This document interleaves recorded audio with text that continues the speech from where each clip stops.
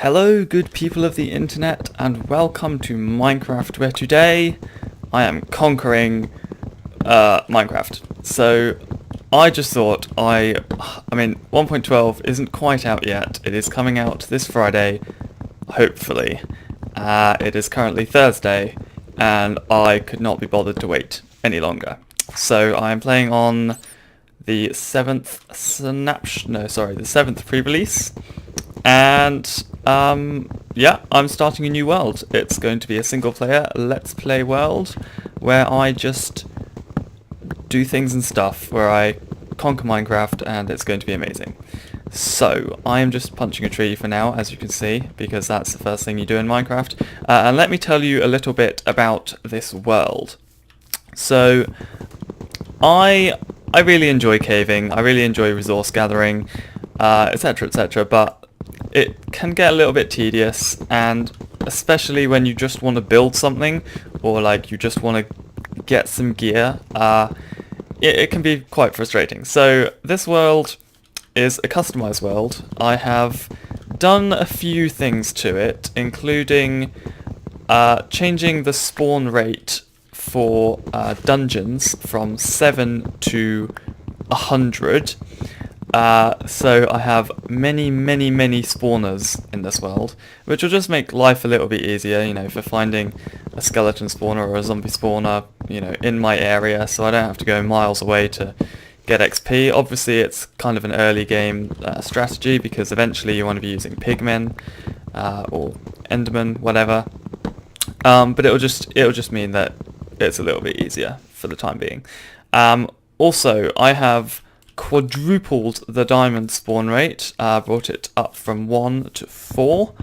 I have doubled the iron spawn rate from 20 to 40, and I've increased the lapis and the gold and the redstone spawn rates a little bit. So it's mostly iron, spawners and diamonds that I have increased.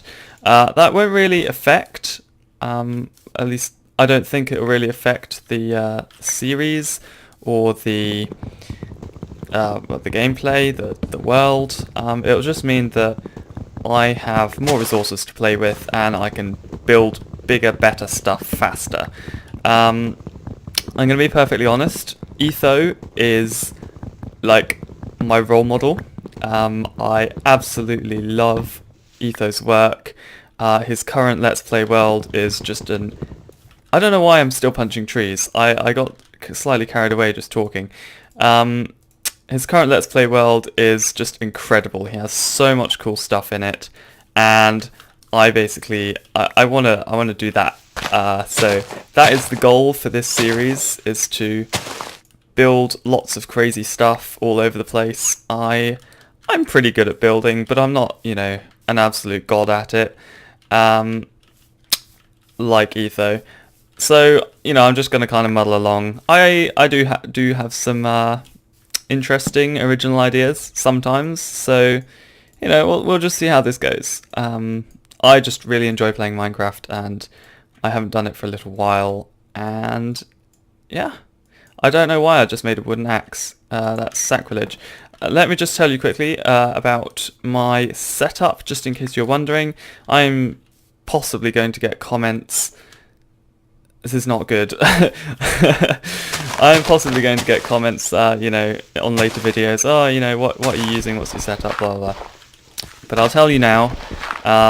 Also, people are going to be like, why are there so many diamonds? Why are there so many spawners? In future episodes, and they won't have obviously watched this first episode, but we'll see.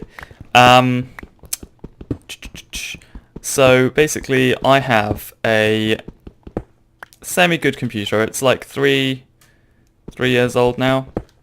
It's got an i7 quad core. It's got a GTX 780 Ti. It has an SSD, a couple of hard drives. What else to say? 32 gigabytes of RAM. Yeah. I mean, I should know this. There's nothing else really major. It's got an Asus Z87 Deluxe motherboard, which was like £200, but totally worth it. And monitor-wise, I have three 27-inch 1440p monitors in like a surround setup type thing. I am currently playing only on the center one because Minecraft scales horrifically when you drag it out over all three. And keyboard mouse wise, I have a Razer Black Widow Ultimate Stealth, which has got the new Razer key switches in it. I have a gamepad which I'm currently using, the Orb Weaver Stealth, that has the Cherry MX switches in it. And oh, finally some iron. And I have a Razer Naga. So if you see me like jumping to items on my hotbar, then that's why, because I'm pressing the numbers on my keypad which allow me to do that on the Naga. Also, I use E for opening your inventory because it makes so much more sense than using I. But there we go. That's beside the point. I'm probably going to cut out quite a bit of stuff here and there because it'll just be mining, etc., etc. But the idea is to kind of edit it so you get to see the interesting stuff. So yes, we'll see how it goes. I'm going to dig out this top layer. Let me just switcheroo that out. So yeah, I'm just going to play Minecraft, really. I'm going to try and think of interesting things to talk about in the meantime, but prepare for the commentary to be ever so slightly not prepared, basically. I'm not very used to this. It's all new to me. There was just one iron there. That was just brutal. I've not found any coal yet either. I swear I did make things more common, but I am legitimately surprised at how little I have found so far. Like, come on. There we go, some iron, finally. This is what I need. Sorry for working in the dark, by the way. I haven't found any coal. And yes, I know I can make charcoal, but that just seems like such a waste, so I don't. I'm just gonna keep on digging, and all is going to be well. So I hope to make these episodes roughly 20 to 30 minutes long. So I'm probably gonna, for the first couple, just cut it where the days begin and end, because that's where I started this episode. I cleverly don't have a timer anywhere, so I have no idea how long it's been already. I am also using Shadowplay to record this, just in case you're interested. I'm not, well, I am rich enough, but I've chosen not to spend money on Fraps or that other one which people use, because Shadowplay is free and it works very, very well. So I'm using Shadowplay. But there we go. I'm going to head up back to the surface with this coal in a second, and we shall continue the escapade. In fact, I don't even need to do that. I can just make another crafting table. Also, that's something I think I'm going to do with the series. I'm just going to leave crafting tables lying around all over the place, because I can. And then eventually I can count how many crafting tables I have using MCEdit. By the way, I am not going to cheat in this series. It's a thing I've told myself because I cheat here and there all over the place. Semi-frequently. It's not very good in different worlds. But I'm not going to cheat this series. I'm going to play this legit, hopefully.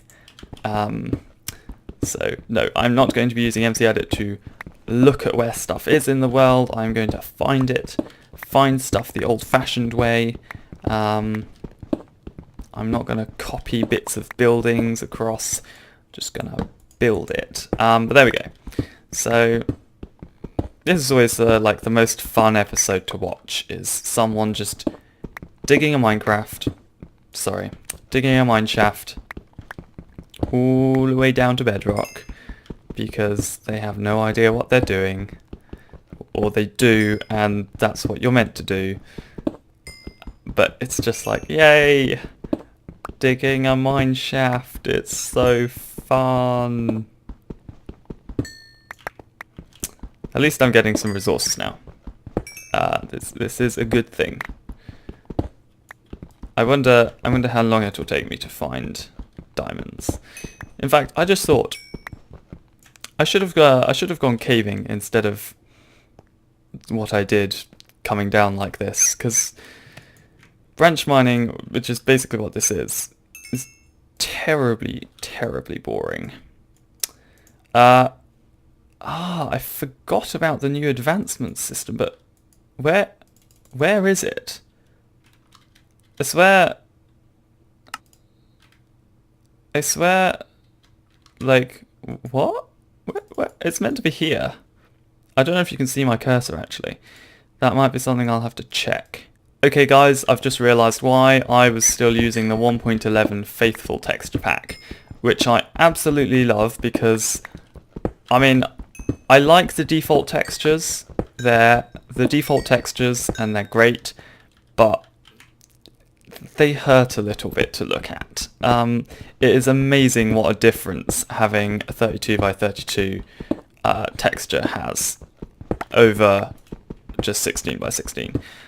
So I will try and find a 32 by 32 texture pack for 1.12. But for the meantime, I'm going to have to play with the default one because otherwise I don't get all the fancy new stuff, which I don't really need because I'm fairly familiar with Minecraft and its recipes, but never mind. We will continue like plebs for a little bit. Also, I like playing with I didn't really mess that up, but I kind of did. But anyway, I like playing with I just did it again. I like playing with F3 on. With F3. That just screws me over for some reason.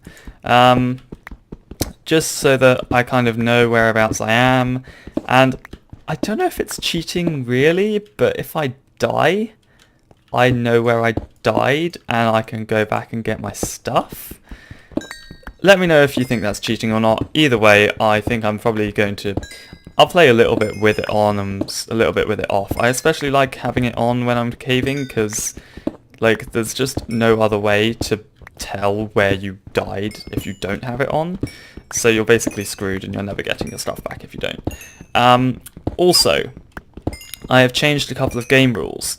I have increased the random tick speed from 3 to 9, and I have turned off the max mob cramming rule, so stuff won't die if they're all in the same space together anymore, because in my opinion that was just stupid and I don't know why they added it. Also, they gave us a game rule to turn it off, so I did. But there we go. I think it has been about 20 minutes so far because the sun is up and I have just hit a cave. So I think that's a very good place to end this episode, and I will explore this mineshaft even in the next one. So until next time, thank you very much for watching, and I really hope you enjoy this series as much as I am going to. Goodbye.